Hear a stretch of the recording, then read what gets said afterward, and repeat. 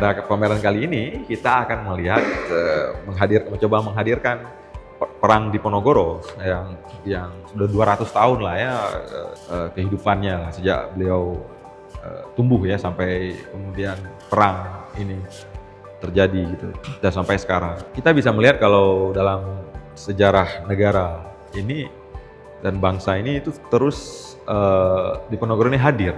Semangat zamannya itu ada representasi.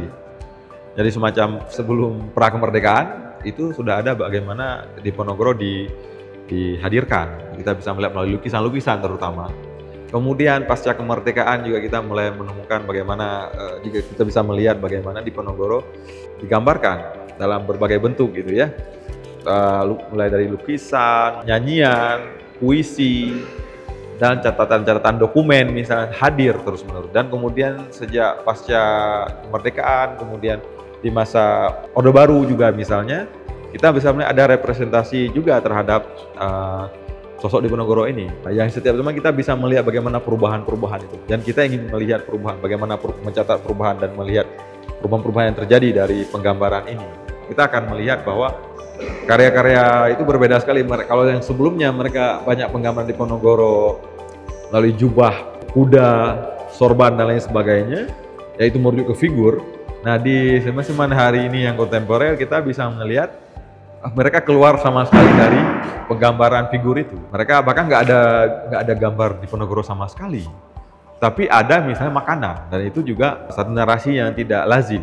Nah kita dengan seniman muda ini kita bekerja juga mengajak mereka tidak hanya sekedar merepresentasikan atau menjadi ilustrasi dari sosok peristiwa atau sebuah peristiwa, tapi menjadi orang yang memproduksi satu pengetahuan baru yang selama ini tidak akrab ke publik. Misalnya tentang makanan atau apa yang dimakan oleh pasukan Diponegoro pada waktu itu. Kemudian siapa yang memasak untuk pasukan Diponegoro misalnya.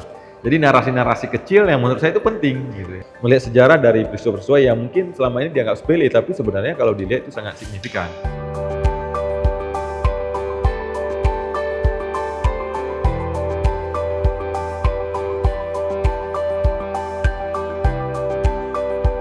Pesan yang disampaikan masyarakat adalah bagaimana kita melihat sejarah itu bisa berbeda-beda. Dan bagaimana sejarah direpresentasikan bisa berbeda-beda. Jadi yang utamanya itu adalah menghindari satu bahayanya cerita tunggal. Saya ini ingin merujuk kepada terilhami dari salah satu ceramah sastrawan Nigeria yang sangat saya kagumi, namanya Chimamanda Ngozi Adichie. Ada satu ceramahnya yang sangat terkenal, judulnya The Danger of Single Story. Bahwa single story itu tidak lengkap, tetapi dia juga bisa menampilkan satu representasi yang miskin. Jadi bagaimana single story ini dihadirkan dengan berbagai macam. Jadi dalam upaya ini kita ingin mencoba satu pendekatan sejarah yang selama ini single, kita ingin mencoba menjadi beragam dan ya melihat berbagai, jadi lebih kaya di bagaimana kita melihat sejarah, terutama perasaan dari setiap zaman.